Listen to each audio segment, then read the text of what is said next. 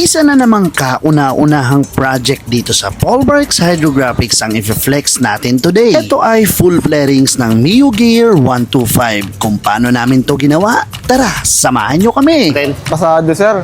Wala kayo ibang masabi. Gawa kayo dito, kayo magpagawa, sobrang solid. Yo.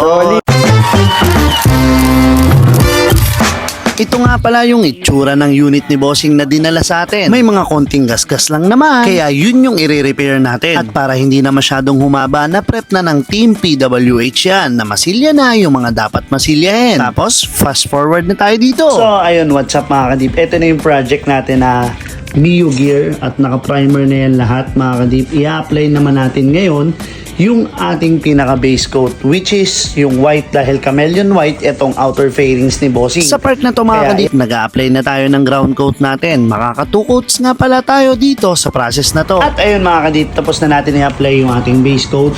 Patutuyuin lang natin to ng konti. Tapos i-apply na natin agad-agad yung ating pinaka chameleon white.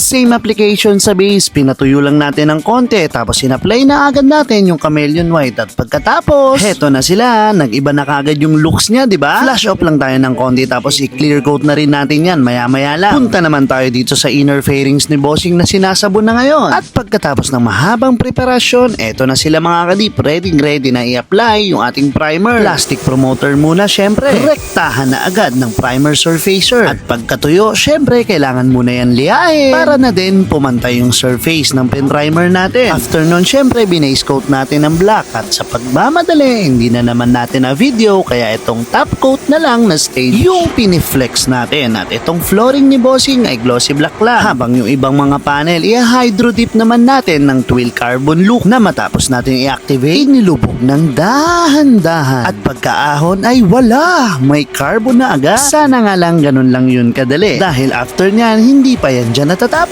Dahil ititint pa natin yan ng black para maihawig natin sa original carbon look. Ayan ha, malinaw ha, carbon fiber look lang yung sa atin. May mga kadip kasi tayo na naguguluhan dito sa ginagawa natin, kaya i-apply na lang muna natin yung pang-quality natin na high solid clear. Bakit nga ba? Kasi high solid clear ang ginagamit natin dito sa shop. High solid clear kasi hindi natin tinitipid yung mga client na nagtitiwala sa atin dito. Dahil minsan ka lang pagkakatiwalaan ng project na ganyan. Tapos titipirin pa natin. Kita mo na lang naman, no? 2 unit nga pala yung pinagawa sa atin ni Bossing. Isinibay niya na rin yung Honda Click niya, yung side skirt. Tapos yung final output natin, eto, papakilatis na natin kala Bossing yung unit nila na malayo pa lang, at paglabas pa lang ng garahe natin, halos hindi na sila makapaniwala sa looks nito. Kaya ang rate at ang hatol sa atin ni Bossing at madam. Alam pala nila Bossing? Francis. Si Boss Francis taga saan po? Tiga, Navaliches, Quezon City. Yun.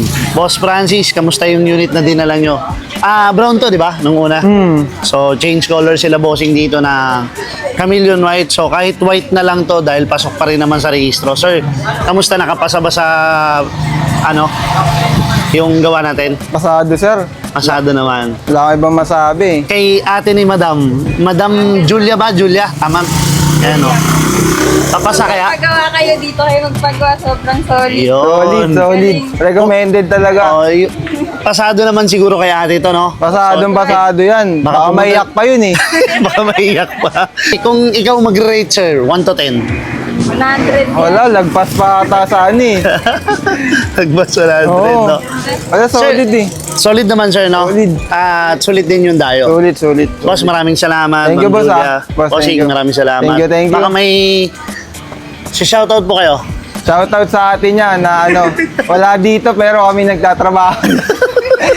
Okay lang, sulit naman eh.